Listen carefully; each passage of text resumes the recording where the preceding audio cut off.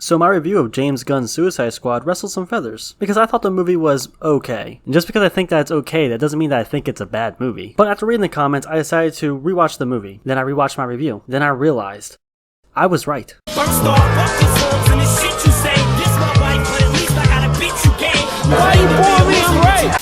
So with the release of the new Suicide Squad, many people have been going back and rewatching the first one from 2016, either as a refresher or to get hyped for the new one. And now after seeing the new one and rewatching the first one, I think it's time to compare these two. In my review, I didn't compare these two movies because Gunn's movie is basically a reboot that doesn't require any prior knowledge to understand, so I wanted to judge it as its own thing. Plus, I didn't want to do any comparisons in my review, so I can make this video, where I can talk about it longer and more in depth. Now before I get into the comparisons, I wanted to mention a few things. 2016 Suicide Squad isn't David Ayer's movie. For anyone who's been following the Ayer cut movement, then you would know that his movie was re-edited, reshot, and butchered by Warner Brothers. Large portions and events of his movie were changed by the studio. The soundtrack was changed from being original score, which was already done, to instead being fully licensed music. And Warner Brothers themselves were so impressed by the studio that edited the trailers that they brought them in to re-edit parts of the movie. So when I'm talking about the 2016 movie, it's not to knock David Ayer. I'm knocking the studio that changed everything he was doing. So trust me, I'm fully aware of the meddling that was involved. So from now on, I'm going to be calling it Studio Squad. So to compare these two movies, I'm breaking it down into a few different categories,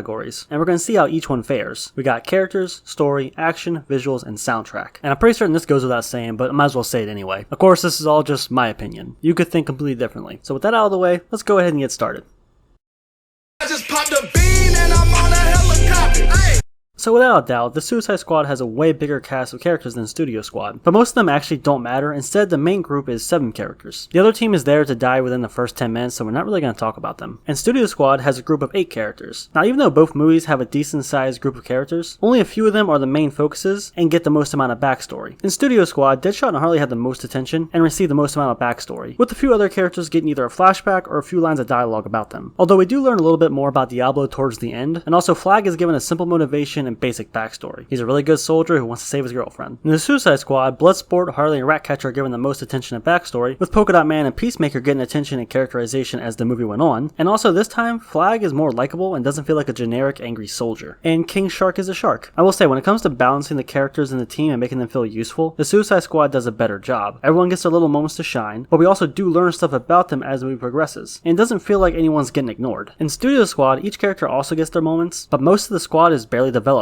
Like Slipknot shows up 30 minutes into the movie just to die and is given one line about who he is. And for the most part, Deadshot, Harley, and Flag do most of the heavy lifting, while the rest of the squad doesn't really get much screen time. And towards the end, when they're supposedly banded together and are closer, it still doesn't really feel like they're a team. Like Diablo goes as far as to call them his family, but it really doesn't feel that way. While in the Suicide Squad, they feel closer and they have better chemistry. They share more interactions with each other. So when it comes to the main team of characters, I think the Suicide Squad did it better than Studio Squad. Also, I'll say that I like the look of the team in the Suicide Squad more than I like the look of the Studio Squad. Their costumes and outfits all look great, and I like that both Bloodsport and Peacemaker wear their helmets often. It's a little thing, but I like it. I like the different outfits that Harley wears throughout the movie. The first one in the beginning reminds me of Arkham Asylum, so that's cool. Also, Flag's outfit is much more appealing. In Studio Squad, he's dressed as a typical soldier, which you know, I get because he is a soldier, but he looked too plain. As one of the main characters, he should have stood out more. Now I want to talk about Amanda Waller. I think she's great in both movies, although in the first one, she seems more stone cold. Like she clears a whole room of government agents because they weren't cleared to know any of the information, so she couldn't risk it getting out. In the Suicide Squad, she's still heartless by threatening to kill Bloodsport's daughter, but I liked her slightly more in Studio Squad. She felt more stern, serious, and cold. But overall, I think the Suicide Squad had the better characters. It gave them each their own little moment that felt more satisfying because they all got at least some form of character backstory or development. And not to mention there were consistent team interactions throughout. I feel like it balanced all the characters better.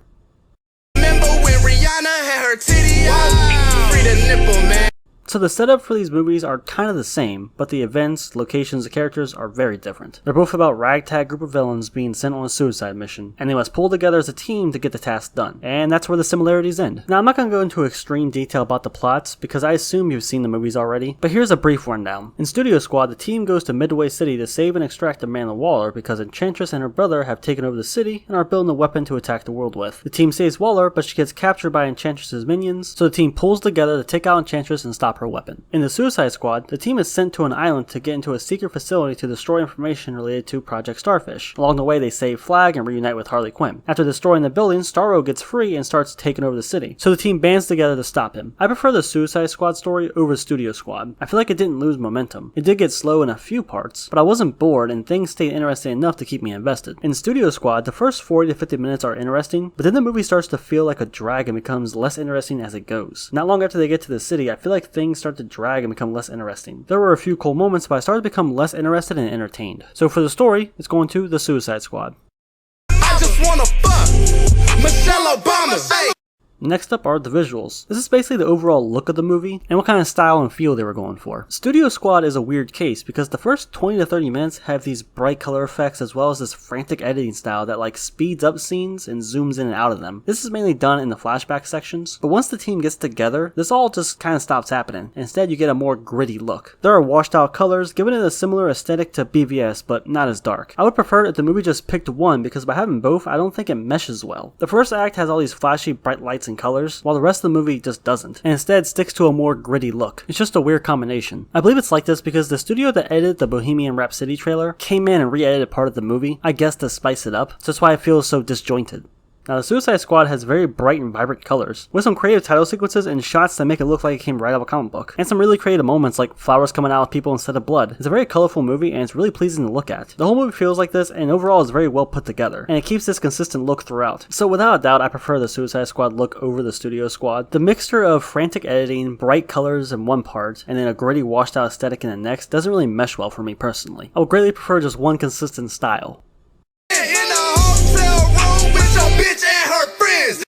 The Suicide Squad, that's the winner, hands down. In Studio Squad, the action is very choppy with lots of quick cuts. Granted, there are some pretty cool shots, and the first fight scene in the city was pretty good, but the rest of them don't get much better, and the final battle kinda sucks. It's hard to tell what's going on, and the way the battle ends is pretty dumb. In the Suicide Squad, the action looks pretty damn good. It's also well shot and easy to see what's happening. It's also very gory and it's over the top. And combined with the cool ass visuals, it makes for some fun. So hands down, the action in Suicide Squad is better. It's more creative, it's easier to tell what's going on, and overall just more entertaining.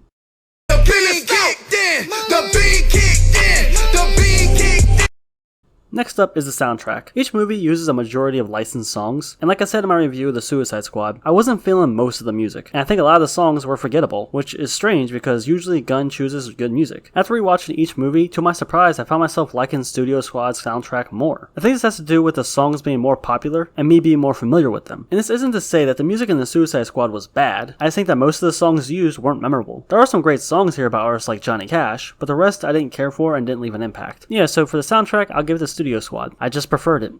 Yeah, so all in all, I think the Suicide Squad is a better movie. But let's be honest, are you really surprised by that result? It's almost like if a studio just lets a director do what they want and not interfere and constantly change things, then you get a better movie. Also, I want to mention something I've been seeing online for the past couple days. It's mainly people praising 2016 Studio Squad, saying they like it more or that this character is better than this one. And I think it's a little weird because a lot of these people are involved in the fandom, like the Ayer Cut movement or the Snyderverse fans. So most of them are pretty well aware about what happened and how Ayer's movie was fucking butchered. So to go from saying that Studio Squad isn't Ayer's movie to now praising it is just strange. I guess they're doing it just to spite James Gunn's fans. But to go from saying 2016's movie wasn't Ayer's full vision and was tampered by the studio to now praising it when the new one comes out just feels a little weird. And if you enjoy 2016 Studio Squad, that's fine. I think if you're one of those people who are pushing for the Ayer cut but are now praising the Studio Squad just to spite the new one by James Gunn, I think you got your priorities a little messed up. So yeah, 2016 Studio Squad is not Ayer's movie. If you want the Ayer cut to come out, I think you shouldn't be praising it as much. Because at that point, you're not really supporting Ayer's work, you're supporting the bastardization that happened by the studio. I just wanted to mention that. And of course, as always, I asked you guys, which movie did you prefer? And I did a couple of different polls. I did one here on YouTube, one on Twitter, and one on my Instagram. Here on YouTube, which had the most amount of votes, the Suicide Squad won by a landslide. My Instagram had the least amount of votes, but the Suicide Squad won by a majority. I would love to show you the results, but I'm so dumb I forgot to screenshot it. And now over on Twitter, things are a little different. The 2016 version received 60% of the votes. I would like to mention that one of the official Ayer cut movement accounts did retweet it, so I think that skewed things a little bit. And several people in the comments were telling me that I should have added the Ayer cut as an option, and I have a counter question. Why would I do that? No one's seen the Ayer cut. It was never released. So how do I know if it's better if no one's ever seen it? But anyway guys, that's gonna do it for the video. Hope you enjoyed. If you did, go and drop a like on it. Leave a comment, let me know, which version do you prefer? 2016 Studio Squad or 2021's The Suicide Squad? Thanks for watching. King Shark is a shark.